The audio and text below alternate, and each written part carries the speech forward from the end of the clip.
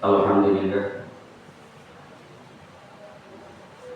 alhamdulillahilladzi hadana li hadza wa ma kunna linahtadiya laula an hadanallah.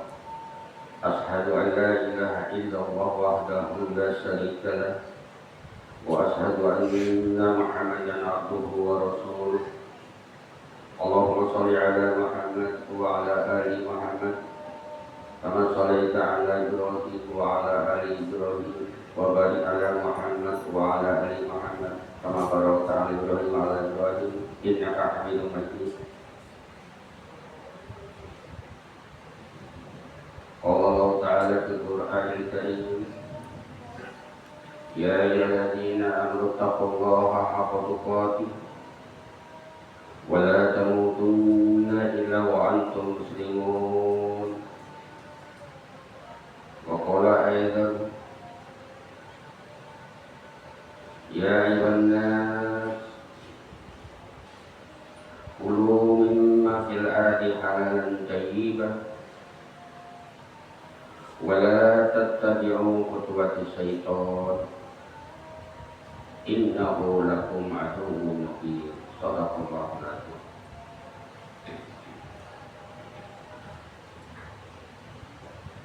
Jamaah Jumat rahimakumullah. Marilah kita sama-sama bersyukur kepada Allah Subhanahu wa Ta'ala. Bersyukur artinya memanfaatkan segala yang ada pada diri kita untuk hal-hal yang baik sesuai dengan fungsi yang ada. Kita diberikan kaki, maka untuk melangkah kepada tempat-tempat yang baik itu namanya syukur. Kita diberi mata untuk melihat hal-hal yang baik dan menambah kebaikan dan menambah keimanan, itulah syukur. Semua yang ada di anggota tubuh kita maupun yang ada di luar tubuh kita, kalau kita gunakan dengan sebaik-baiknya sesuai fungsi yang ada, itulah yang disebut dengan syukur kepada Allah Subhanahu wa Ta'ala. Salawat serta salam atas junjungan Nabi kita Muhammad sallallahu alaihi wasallam beserta keluarganya. Mudah-mudahan kita diberi hidayah oleh Allah terus mengikuti apa-apa yang telah diajarkan oleh Nabi kita Muhammad SAW sebagai sentral acuan kita melakukan hal-hal apapun yang ada di dunia, baik itu ibadah mahdoh maupun ibadah ghairul mahdoh, sesuai dengan apa-apa yang dianjurkan oleh Nabi kita Muhammad, dan mudah-mudahan kita dimakan dalam keadaan Islam ini. Jamaah Jumat yang dirahmati Allah Subhanahu wa Ta'ala, di atas saya bacakan surat Al-Baqarah ayat 168 yang di situ adalah perintah. Semua apapun yang diperintahkan oleh Allah Subhanahu wa Ta'ala adalah agar yang orang-orang yang diperintahkan menjadi baik. Segala aspek perintah itu adalah mengharapkan orang yang melakukan perintah itu menjadi baik. Perintah sholat agar orang yang melakukan sholat menjadi baik. Perintah puasa agar orang yang melakukan puasa menjadi baik. Baik dalam arti lahir dan baik dalam arti batin. Sebaliknya larangan Semua larangan yang dilarang oleh Allah Subhanahu wa taala adalah mencegah agar orang terhindar dari larangan itu. Karena di dalam larangan itu pasti ada hal-hal yang tidak baik untuk orang yang melakukan larangan. Hadirin jamaah Jumat yang dirahmati Allah. Surat Al-Baqarah ayat 168 ini adalah perintah tentang masalah makanan. Ya ayuhan nas, perintahnya itu untuk seluruh manusia, baik itu orang yang beriman maupun yang tidak beriman. Ini diseru, diumumkan oleh Allah. Ya ayuhan nas, wahai semua manusia, tidak pandang bulu, baik itu orang kafir, orang beriman maupun orang Islam. Seru dalam ayat ini.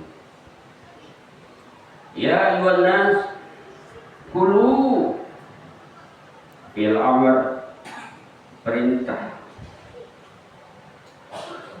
Hukum Islam itu ada 3, yaitu perintah, larangan, dan di antara perintah dan larangan yaitu boleh. Kemudian dirinci-rinci oleh ahli fikih menjadi wajib, menjadi sunnah, menjadi haram, menjadi makruh, dan halal. Ya ayuhan nas kulu, perintah kepada seluruh manusia, makanlah mimma, berasal dari kata min dan ma, kemudian digabung menjadi satu menjadi mimma. Wahai manusia, makanlah apa-apa fil ardi, semua yang ada di bumi, semua yang ada di bumi, halal dan tayyib, yang halal dan baik. Ini perintah Allah. Kita diperintah oleh Allah untuk makan yang halal. Diperintah oleh Allah untuk memakan yang halal. Ada binatang yang sudah dikategorikan halal, tapi belum halal kalau tidak disembelih. Jadi tujuan menyembelih itu adalah untuk membuat menjadi halal, karena dikeluarkan yang haram, yaitu darah yang ada di dalam tubuh hewan itu, untuk menjadi halal. Itu yang diharapkan kita makan, memakan yang halal, memakan yang halal. Dilanjutkan dalam ayat ini adalah halal dan tayyibah, halal lagi baik, yang halal dan baik.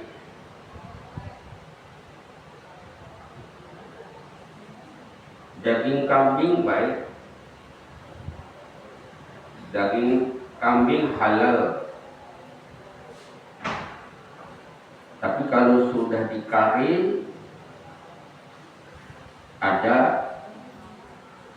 seseorang yang baik memakan itu dan ada yang tidak baik karena tidak sesuai dengan kebutuhan tubuhnya. Karena tubuhnya itu sudah tidak bisa mengkonsumsi yang bersantan-santan. Halal, tapi tidak baik untuk dia.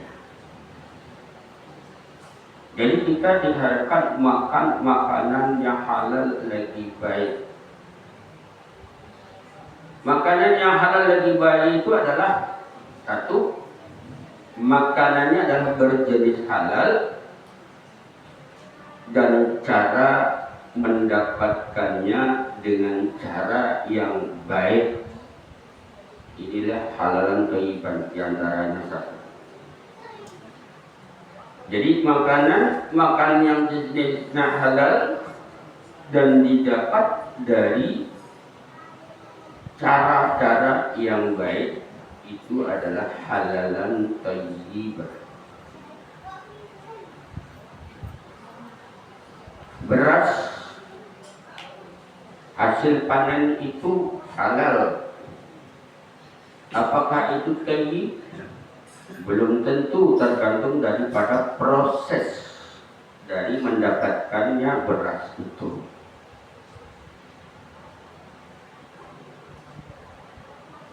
Jadi proses ini adalah yang bisa menyebabkan thayyibah. Halal tapi tidak baik.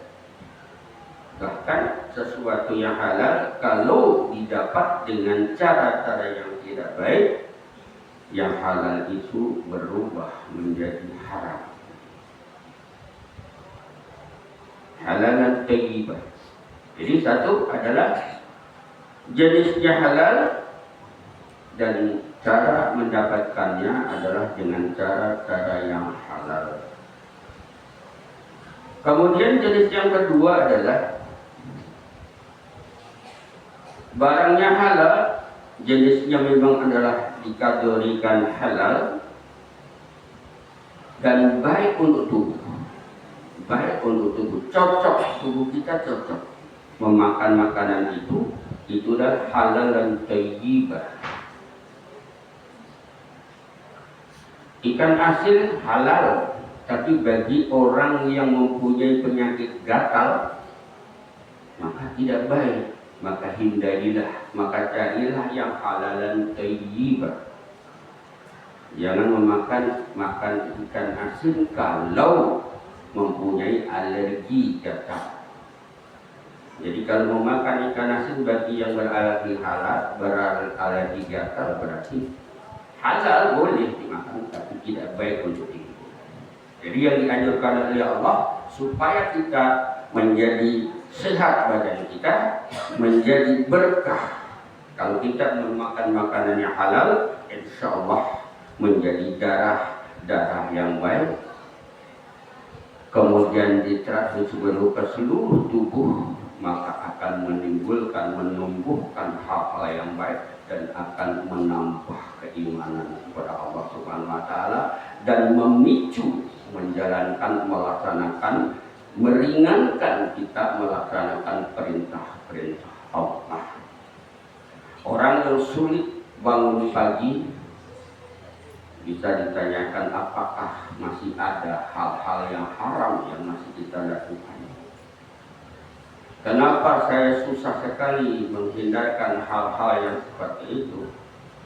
Salat subuh sulit, pergi ke masjid sulit, melakukan hal-hal yang baik, selalu berpikir-pikir, mau mengeluarkan harta selalu banyak pikiran, kalau saya keluarkan jadi berkurang ini. Barangkali tidak ada motivasi di dalam tubuh yang mendorong untuk melakukan kebaikan itu. Bahkan kalau kita sering melakukan atau memakan makanan yang haram, menghalangi kita berbuat baik. Setan yang berada dalam tubuh berkembang biak, sehingga kita melakukan hal-hal yang baik tercegah oleh setan yang berada di aliran darah yang tertumpuk pada makanan-makanan yang haram pada tubuh. Hadirin jamaah Jumat rahimahullah, inilah pentingnya kita mengkonsumsi makanan yang halal lagi baik. Bukan hanya yang halal saja, yang baik itu perlu kita perhatikan. Kemudian dilanjutkan dari ayat tersebut adalah wala tattabi'u khutuwatis syaitan innahu lakum aduwwun mubin. Dan jangan kamu mengikuti langkah-langkah setan. Khutun, garis kuat, garis-garis atau jalan-jalan yang ditempuh oleh setan.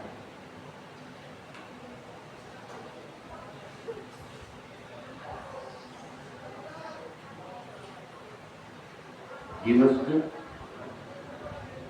pasti masih ada setan. Apalagi di rumah. Orang yang sulit sholat berjamaah di masjid, kalau mendengarkan pengajian merasa gatal telinga, ingin cepat-cepat pulang, tidak enak berada pada majelis taklim, ini berarti ada setan-setan yang menggoda tubuhnya, menggoda hatinya untuk cepat-cepat menghindar dari masjid.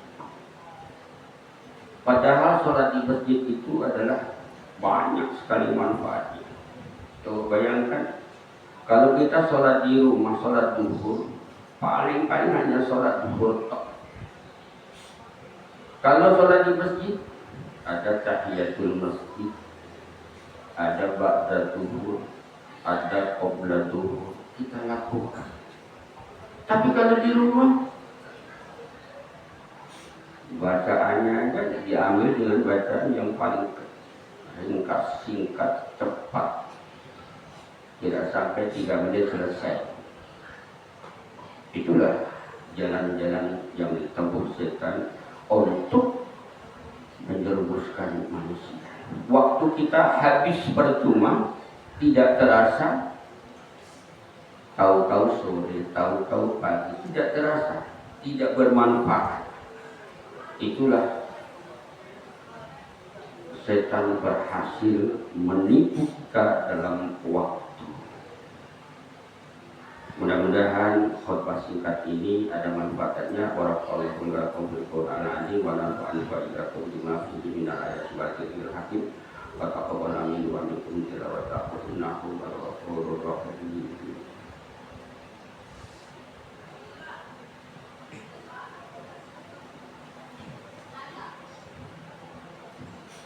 Alhamdulillah. Alhamdulillahilladzi arsala rasulahu bil huda wa dinil haqq liyudhhirahu 'ala dini kullihi wa kafa billahi shahidan. Asyhadu an la ilaha illallah wahdahu la syarika lah wa asyhadu anna Muhammadan abduhu wa rasuluh. Allahumma shalli ala Muhammad wa ala ali Muhammad kama shallaita ala Ibrahim wa ala ali Ibrahim wa barik ala Muhammad wa ala ali Muhammad kama barakta ala Ibrahim wa ala ali Ibrahim innaka Hamidum Majid. Ya Allah, rahimahullah, marilah kita sama-sama berdoa kepada Allah. Mudah-mudahan sisa-sisa umur kita ini Allah masukkan manfaat-manfaat sehingga kita terhindar daripada godaan-godaan setan. Mari segala aktivitas kita keluar dari rumah kita niatkan Bismillah. Insya Allah di tengah-tengah jalan kita tidak tergoda oleh godaan-godaan. Inna Allaha wa malaikatahu yusholluna 'alan nabi ya ayyuhalladzina amanu shollu 'alaihi wa sallimu taslima. Allahumma shalli wa sallim wa